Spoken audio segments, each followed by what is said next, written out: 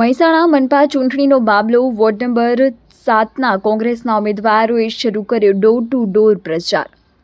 હળભાઈ પ્રજાપતિ સોનલબેન પટેલે શરૂ કર્યો પ્રચાર। ગઈકાલે આ વોર્ડમાં કોંગ્રેસના એક ઉમેદવારે પરત ખેંચ્યું હતું ફોર્મ।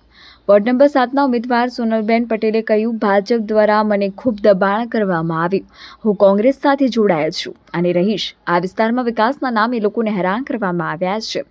ખોડભાઈ પ્રજાપતિ, વિષ્ણુજી ઝાલા અને સોનલબેન પટેલ સહિત 3 ઉમેદવારોએ કહ્યું, અમે છેક સુધી લડીશું અને લોકોના કામ કરીશું। હું પ્રજાપતિ ખોડાભાઈ અંબારામભાઈ ચોકસી મહેસાણા મહાનગરપાલિકાના 7 નંબરના વોર્ડમાંથી ચૂંટણીનો ઉમેદવાર મને કોંગ્રેસ પાર્ટીએ ટિકિટ આપી છે। હું કોંગ્રેસ પાર્ટીના ઉમેદવાર તરીકે 7 નંબરના વોર્ડમાંથી ચૂંટણી લડી રહ્યો છું અને 7 નંબરના વોર્ડમાં જે સમસ્યાઓ હશે એ લોકોની સમસ્યાઓ દૂર કરવાના અમે ચૂંટણી આવીશું પ્રયત્ન કરીશું અને અમે અમારા ઉમેદવારને ભાજપવાળા પૈસા આપીને ખરીદીને ધાક ધમકી આપીને લઈ ગયા છે। અમારો એક ઉમેદવાર એમને કાલે સાંજે 2:30 વાગ્યા સુધી મારે જોડે હતો। અડધો કલાક માટે દવાના બહાનું કાઢી અને ગયો અને એ લોકો ઉપાડીને લઈ ગઈને એનું ફોર્મ પાછું ખેંચાઈ દીધું। એટલે લોકશાહીની હત્યા કરી છે આ લોકોએ। અત્યાર સુધીમાં લગભગ 20 થી 25 સોસાયટીઓમાં હું ડોર ટુ ડોર ફર્યો છું તો મને દરેક ઘરેથી સારો પ્રતિસાદ મળ્યો છે।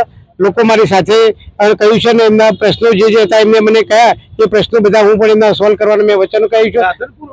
3 મહિનાથી આ લોકોને ગોદીને જે રસ્તા ખાડા ખૈયા કરી નાખ્યા એમાં ગાડીઓ બે પડી ગયેલી હતી અને બહુ પબ્લિક હેરાન થાય છે। તો ઝડપીમાં ઝડપી કામ પૂરું કરે નગરપાલિકા અને એમાં પણ અમે જીતીને આવીશું તો એમાં જે કંઈ બીજી સમસ્યાઓ હશે એનો પણ અમે જલ્દીથી ઉકેલ લાવીશું અને કોંગ્રેસ પાર્ટીના એક ઉમેદવાર તરીકે કોંગ્રેસ દરેકને સાથે રાખી અને સાથે રહીને અમે સારી રીતે ચલાવીશું એવી અમારી ખાતરી છે।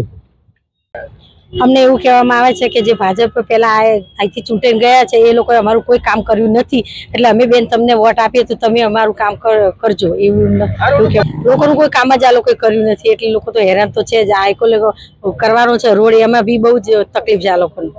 ભાજપ કેવા પ્રકારના પ્રેશર થયા? મને જોરદાર સમાજનું સગાવાલાનું બધાનું મારે પણ બહાર જતું રહેવું પડ્યું હતું અને એ રીતે અમારો જે આ ઉમેદવાર હતો એને 2:30 વાગ્યા સુધી અમારા સાથે જ હતો અને ખાલી 15-20 મિનિટમાં જ એ લોકોએ શું કર્યું જ કંઈ ખબર નથી।